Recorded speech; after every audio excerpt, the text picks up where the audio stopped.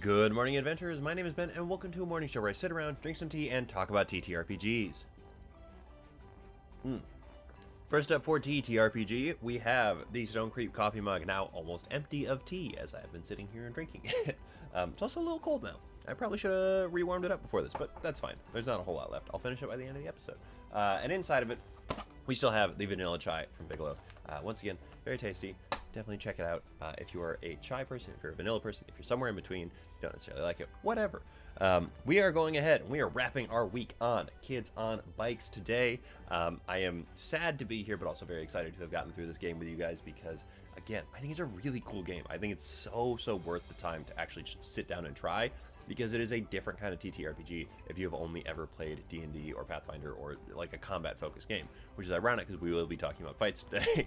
But let's talk about some of the FAQ, Misc, stuff like that. I really wish I had a better name for this section because it's not like I don't have frequently asked questions necessarily. It's just questions and random concepts that didn't fit into other boxes when I was sort of like going through and creating sort of the lineup for the week. But no matter. Let's go ahead and let's get into it. Let's actually start with something that is, I have it on the bottom of the list here, but it is a quick, easy thing.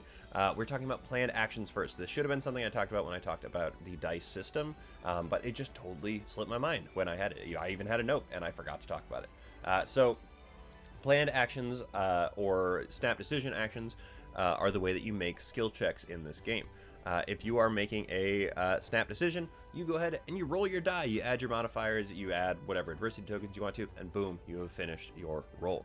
A planned action, alternatively, this is one of the reasons that I really like this system.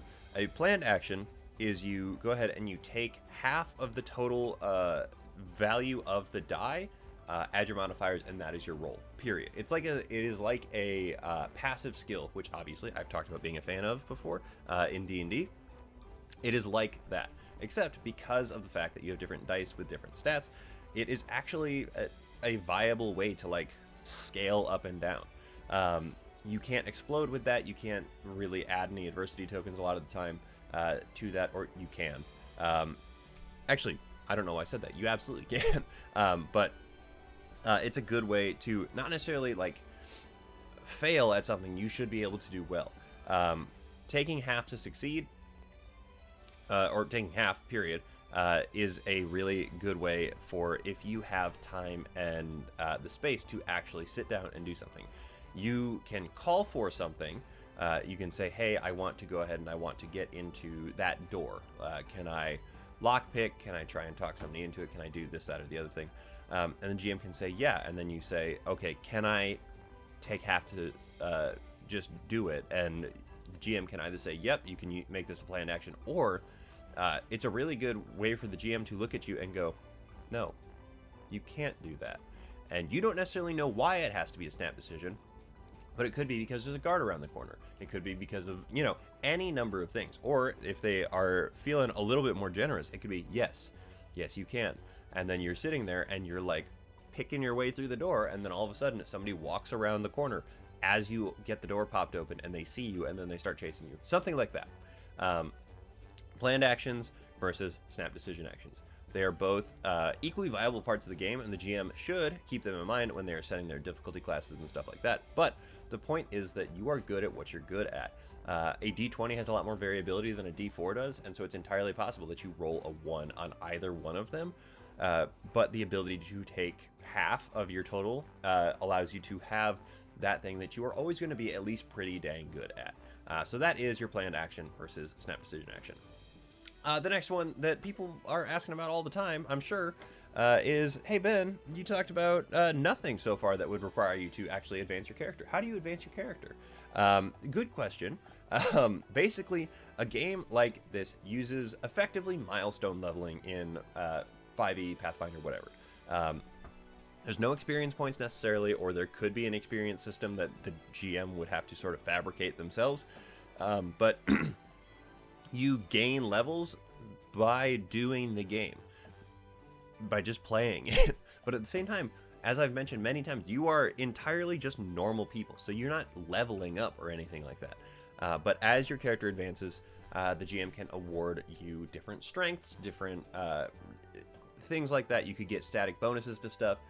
Like, let's say you have accomplished something. A level up could be your GM saying, okay, you can add a +1 modifier to any one of the stats that you want, and it becomes a permanent modifier there. It can be, okay, go ahead and pick another strength, or you get this strength for overcoming whatever. The example specifically in here is that you gain a strength for overcoming your fear of dogs, because you have now sort of like confronted that fear, and you've figured yourself out around that. And so you can make yourself better in that way. However, there is no like set system for it. This game operates really, really on the assumption that you are a normal person who will develop at a normal person's speed. You don't, magically gain new abilities as you go forward.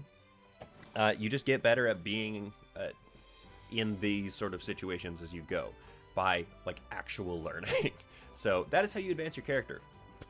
It's not terribly exciting, honestly, because there isn't like subclass level up kind of stuff, but it is still really pretty cool, and I think it's a really good system, especially for something that is no magic, really. Like it makes some sense in a world where there are, dragons flying through the sky and, people coming to eat your brains and stuff like that. This system doesn't really occupy that same space, so it's a cool system, and I am personally a big fan of it. Now, finally here, we are going to talk about fights, because what is conflict without a little bit of actual head-to-head every once in a while?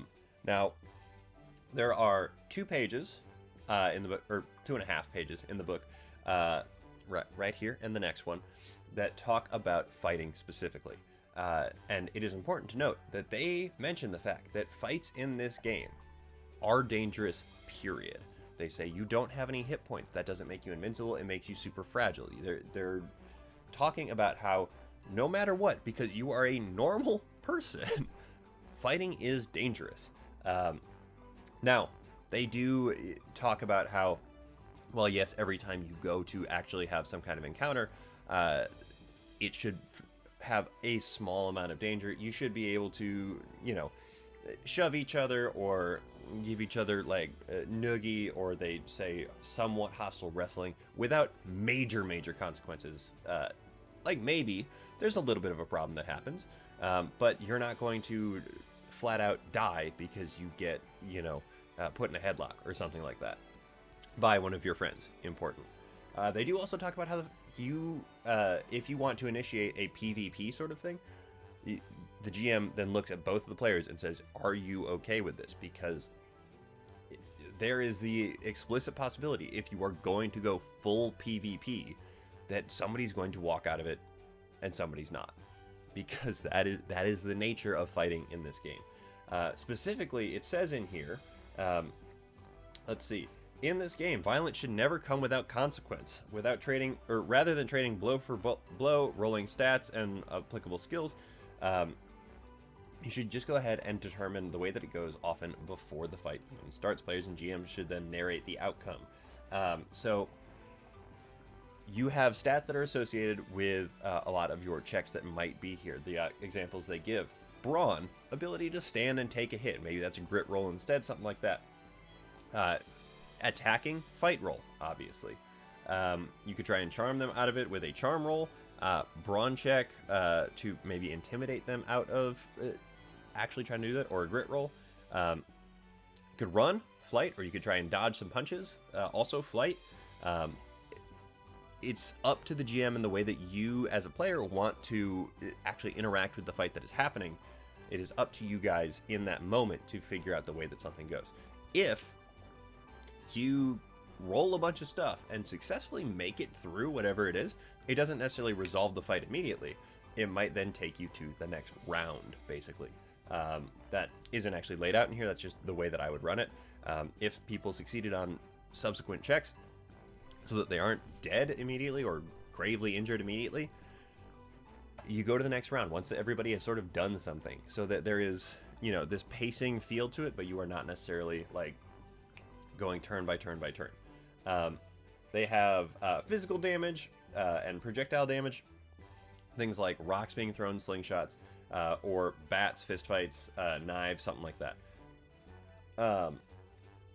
This is entirely up to the GM how these things play out as you go through playing them.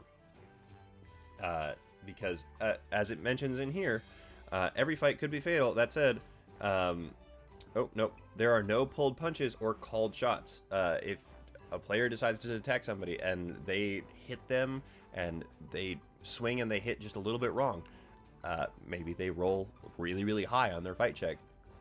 They punch them square in the throat and they crush, their windpipe or something like that. And suddenly that other individual goes down. Like, it's dangerous to interact in this way, which again is why the powered character exists. It is sort of that buffer so that when conflict approaches, the players can like let the powered character deal with the major threat, because they have the ability to protect themselves and the people around them better than these totally normal humans. I can't emphasize that enough. The last thing I want to hit on here with fighting is this table. It is on page 36 if you have the book, and it runs through basically the result of rolls, the way that fights can be resolved. Again, up to GM's discretion, but like, you sort of have to honor the dice at a certain point. So, result of rolls with applicable modifiers, and the narrative result here. The defender's roll is greater than or equal to the attacker's roll. The defender then narrates the outcome, and the effect: the defender is uninjured, the projectiles miss, blows don't land, whatever. They don't get hurt in any meaningful way because they have successfully mostly avoided what is going on. The attacker's roll is greater by 1 to 3. The attacker explains how they attack, and the defender explains how they would mitigate the damage from that attack. Defenders hurt, but only temporarily. They get a graze, they get stunned, they shake it off, something like that. Attackers roll greater by 4 to 6. The attacker explains how they attack, and the defender explains how they respond, but the attacker then explains how it barely actually mitigates that harm. So the defender is fairly hurt. They get actually like hit by the rock, bullet, knife, whatever. They're going to need medical attention to prevent permanent damage. But they're going to be hurt for at least a few hours if they don't sit down and like get some stuff taken care of. Attackers roll graded by 7 to 9. Attacker explains how they attack, defender explains how they respond, and the attacker can alter those details as the defender explains them, and then the attacker explains how the response fails to prevent the harm. Because you're badly hurt in this situation. When you're failing by this much or you're succeeding by this much, you are like entirely doing serious damage to somebody. They are going to have some amount of lasting damage. If they don't get it taken care of almost immediately, they will probably die. Flat out, that is the way that it goes. And then attacker's roll is greater by 10 or more. Attacker has full control over the narrative. Explain what the defender does in response to the attack, how ineffective it was. But the effect is basically that the defender dies or is almost entirely dead, and nothing can save them in any meaningful way. Not right away, at least, except for maybe the powered character blowing a ton of points to try and like save them from what is going on. They are beaten so badly that only immediate medical attention can help, that there will be permanent side effects to it. So it's dangerous to interact with fights in any real way, particularly if you're playing a kid who doesn't have a whole lot of like fight or brawn or grit or whatever. So keep that in mind. Fighting is not necessarily great. That said, the mechanics of this can be really cool to use for like pseudo fights sometimes, because while they say that there is no fight that basically goes unpunished, at the same time, you're playing kids on bikes. Like a snowball fight or something can be a really cool and fun way to like just have a little bit of lightness in the game if you are playing a longer campaign. You don't necessarily have to make it constantly life and death. I've talked about it in previous seasons, where like giving them downtime, giving them time to sort of like cut loose and not be constantly under the threat of the world ending or death is also a good way to like help balance out the game. But that is the end of everything I have for you guys on Kids on Bikes. Check this game out if you have not already, and if you do, let me know, because I want to hear how people like it. I really like it. I think it's a really cool game. And again, it's so small, it's so easy. This is, as far as I'm aware, the only book for it, and it is $25. Or you can get the Quickstart online for free. Like, this is a much lower entry cost than Pathfinder, 5e, anything like that, and it's so easy to learn. It's so easy to learn. But that is everything I have for you guys. So thank you so very much for making me part of your morning routine. I really do appreciate it, and thank you so much in particular to my subscribers. You guys are the ones that make this show possible. If you're interested in supporting the show, subscribe either on YouTube or the podcasting platform of your choice. Helps me out a lot. I really do appreciate it. So, with all that said, don't forget, everybody, drink tea, play TTRPGs, and keep on rolling.